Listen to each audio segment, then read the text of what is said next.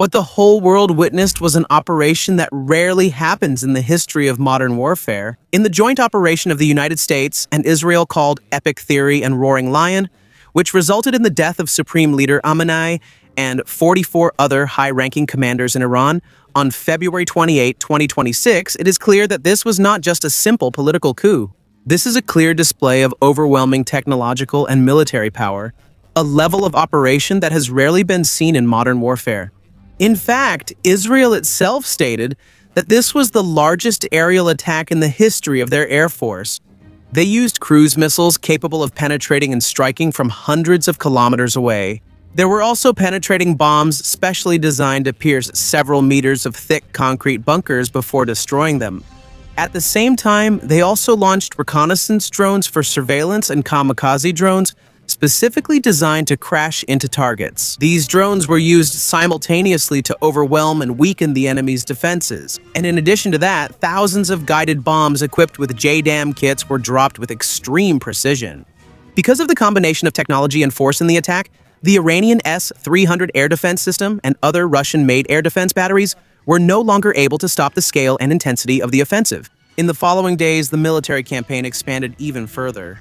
Military bases, command centers, radar systems, missile depots, and other strategic locations across the entire territory of Iran were targeted one after another. This was not just a simple attack. It was an operation designed to gradually dismantle and destroy the entire military infrastructure of a country. In this video, we will examine the weapons and technologies used in this operation, which systems they used, why their impact was so powerful, and how next-generation missiles, smart bombs, kamikaze drones, and the advanced defense technologies of the United States and Israel were combined to achieve something that, until recently, was almost impossible to imagine. But before we start, if you are new to our channel, please don't forget to subscribe so you can always stay updated with videos like this. If you look at how to break through Iran's defenses, the United States did not immediately send their pilots to risk their lives in skies filled with radar and surface-to-air missile systems. Instead, they sent a weapon that is colder, more precise, and harder to stop: the sea-launched cruise missiles. The BGM-109 Tomahawk missiles are launched from the Arleigh Burke-class destroyers. From the ship's vertical launch cells, these warships can fire Tomahawk cruise missiles at targets that are so far away that airplanes don't need to get close to the most dangerous part of the enemy's defenses. But the Tomahawk is not just an ordinary missile. In the United States military doctrine, this is the weapon that opens the war. When a Tomahawk hits its target, the explosion has enough energy to destroy an entire building, damage hangars, blow up fuel depots, or paralyze command and communication centers. But its true strength is not in its speed, unlike ballistic missiles. Its real advantage lies in its intelligence and ability to penetrate unnoticed. The Tomahawk can travel over 1,600 kilometers while flying at a very low altitude to avoid radar. It follows complex routes that are programmed before it is even launched. In practice, this means it can maneuver between mountains, follow valleys, avoid radars, and suddenly appear above the target. And often, the enemy no longer has enough time to react. For many years, we've really gotten used to seeing the Tomahawk as large white missiles launched from United States destroyers. But in some videos that have recently surfaced, analysts have noticed something unusual: shiny black missiles.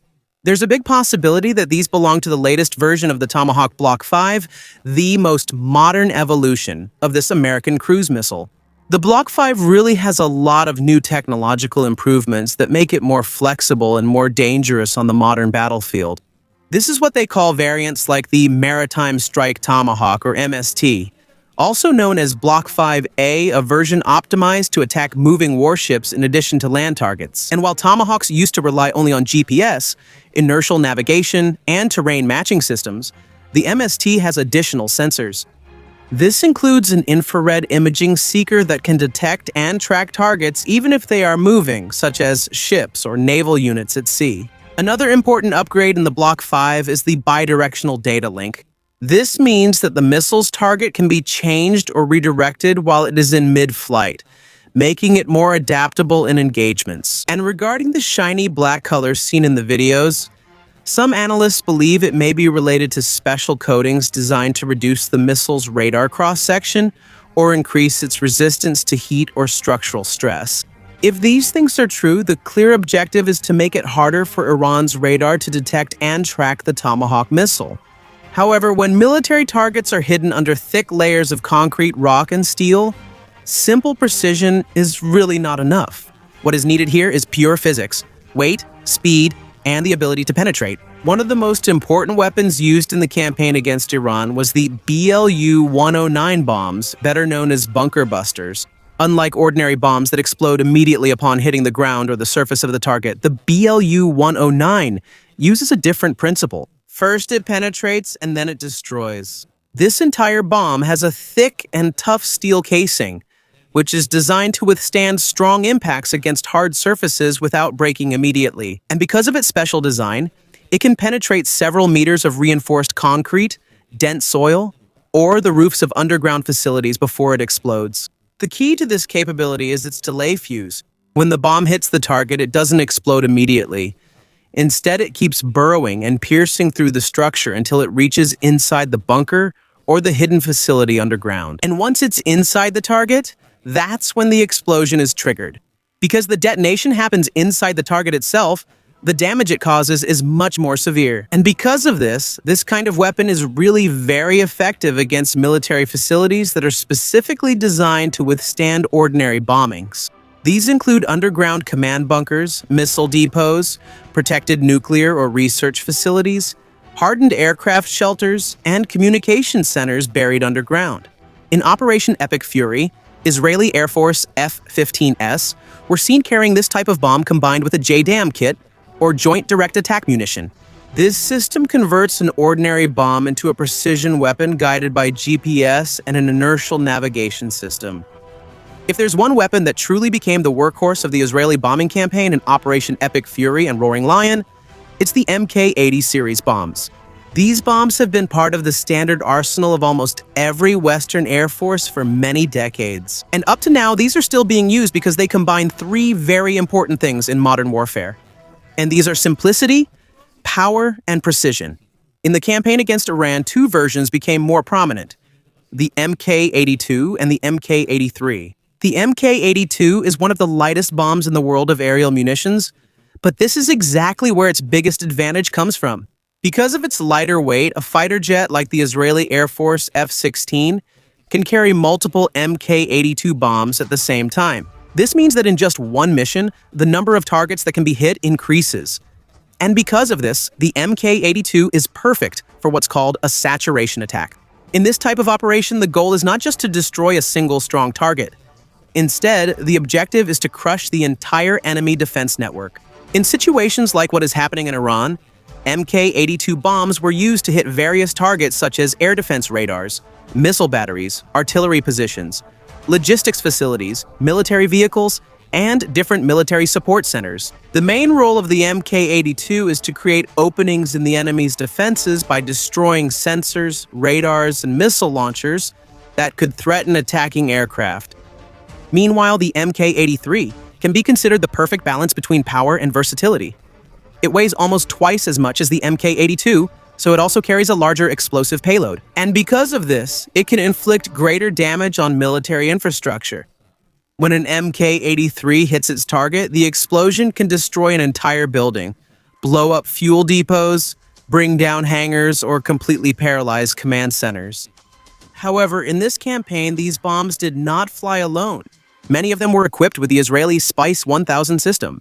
SPICE, which stands for Smart, Precise Impact, Cost-Effective, is more than just a simple guidance system. While systems like JDAM mainly rely on GPS to reach their target, SPICE comes with visual recognition technology. At the nose of the bomb, there is an electro-optical camera that can compare the real-time image of the target to a database of pictures loaded into its memory before launch. These details are very important, especially in a war against a country like Iran, where heavy use of electronic warfare and GPS jamming systems is expected. In modern warfare against a country with advanced air defense like Iran, the #1 rule is simple: destroy the enemy without entering their kill zone. This is where so-called standoff weapons come in. These are weapons designed to strike from long distances, beyond the reach of surface-to-air missiles or SAM systems. One of the most important weapons in this operation is the AGM-154C, also known as the JSOW, or Joint Standoff Weapon. It is used by the U.S. Navy and U.S. Air Force and is also compatible with Israel's platforms. At first glance, it looks like an ordinary bomb, but in reality, it is a long-range glide bomb. When launched from a fighter jet or naval aircraft, the JSOW unfolds its wings and silently glides for up to 1,000 kilometers toward its target. It is guided by a highly accurate inertial navigation and GPS system. The AGM-154C variant is even more dangerous because it has a two-stage penetrating warhead designed to destroy heavily protected military infrastructure. The first stage is a penetrator that breaks through concrete, steel, or dense soil. And after that, the second stage is an explosive charge which detonates inside the structure itself, causing even greater damage. Perhaps one of the most interesting weapons used in this campaign was neither a missile nor a bomb. It is smaller, lighter, but can be just as effective, and this is the Locust Kamikaze drone. Kamikaze drones may be small and cheap, but they are truly very dangerous. The United States deployed their systems called Locust, or Locust Unmanned Combat Attack System.